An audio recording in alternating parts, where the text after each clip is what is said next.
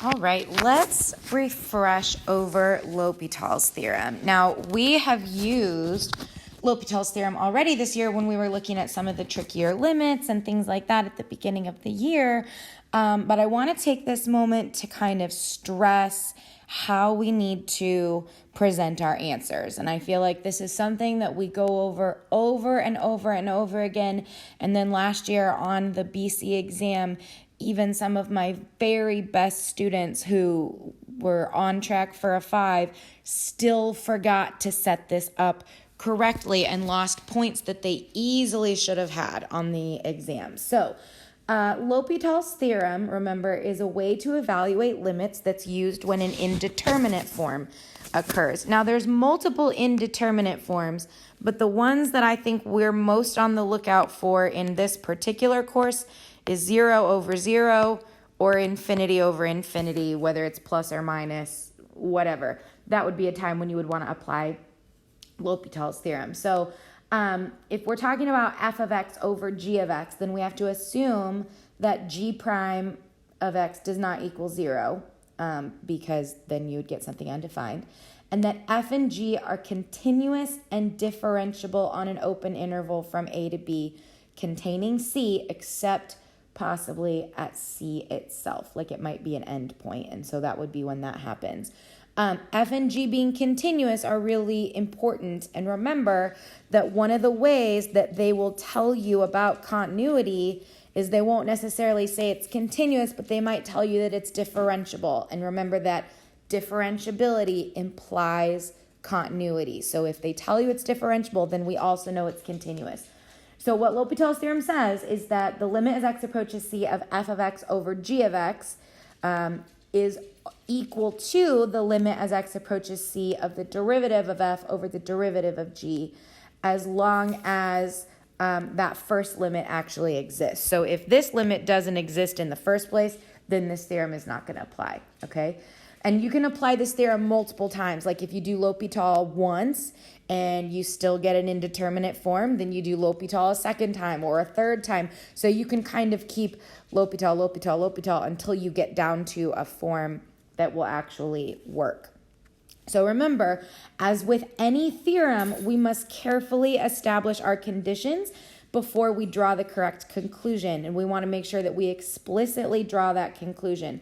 So the following statements must be shown on the AP exam in order for you to legally, so to speak, apply L'Hopital's theorem. And this was, I felt like this was something that we've talked about a lot, but like I said, I was really kind of shocked at a couple of people who didn't hit this on their exam last year, because this was something that was tested explicitly on the BC exam last year. You can probably hear my dogs running around. I'm at home, sorry. So the first statement that we have to show separately, this is critical, okay? We don't ever want to show that we have like the limit as x approaches c of f of x over g of x, whatever it might be.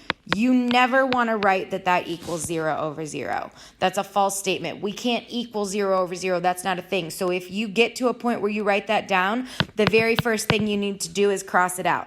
They won't ding you points if you've crossed it out. So if you need to write that out to like mentally recognize that it's time for L'Hopital, that's fine. But then you need to immediately cross out 0, 0. You should never have 0 over 0 written anywhere on your paper unless it is crossed out, okay?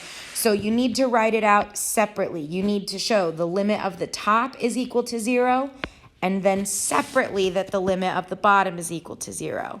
Then you can say, by L'Hopital's theorem, the original limit is equal to the limit of the ratio of the derivatives. Now, this is something that you won't necessarily use the f of x and g of x. You'll use the whatever functions you were given there to go ahead and write that out, okay? This is a question off of the test from 2 years ago, and I think it's a good question to look at because it does a whole lot of different things here. All right, so the prompt gives us a ton of information to start here. So we have 3 functions.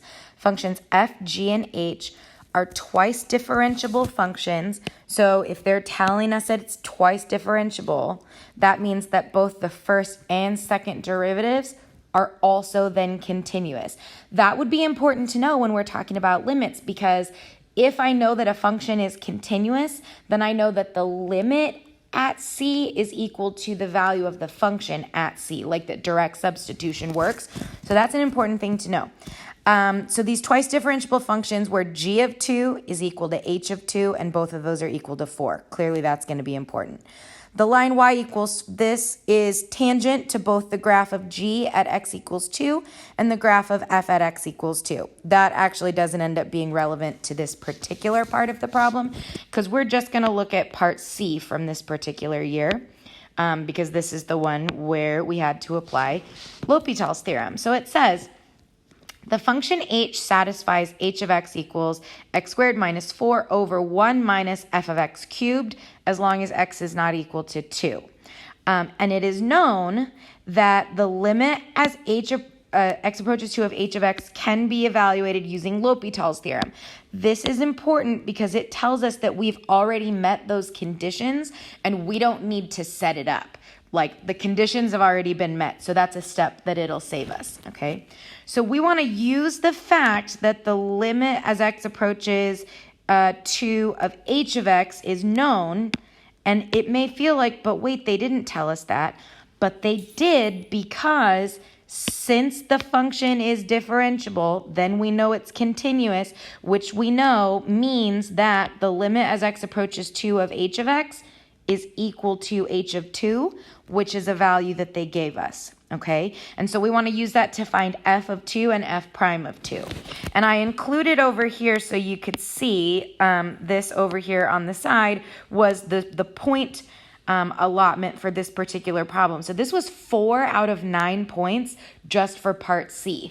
This was a big one, and because they're testing so much on the theorem, you can see how these points were allotted. So there's a lot of things that we need to note here.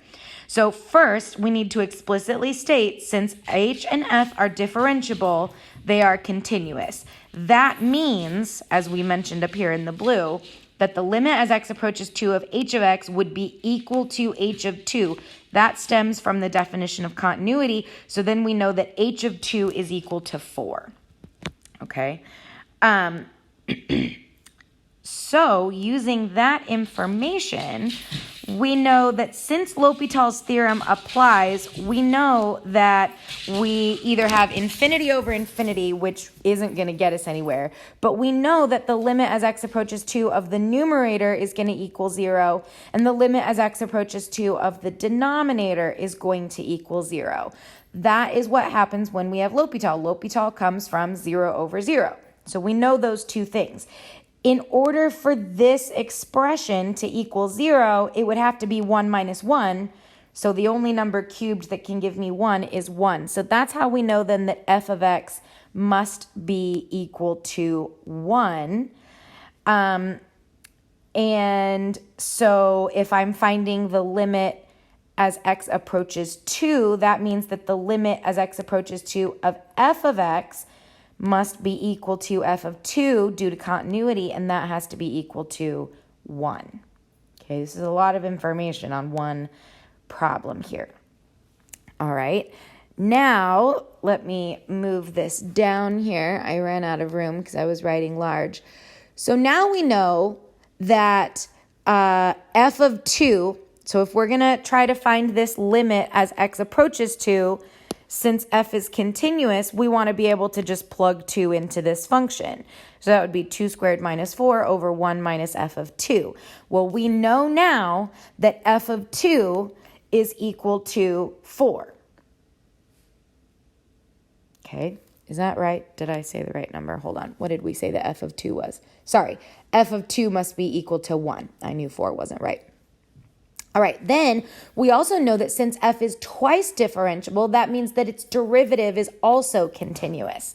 So that means that, again, this is coming from the definition of continuity, the limit as x approaches 2 of f prime of x is also going to be equal to the value of f prime of 2. And so that means the f prime of 2 has to be a value that exists. So we can apply L'Hopital's theorem here. We know that the limit equals 4. Again, we know that because of the information that was given here in the stem. We know that h of 2 is equal to 4. So by continuity, we know that the limit as x approaches 2 of h of x must equal 4. That information was given to us in kind of a roundabout way, but we know that information.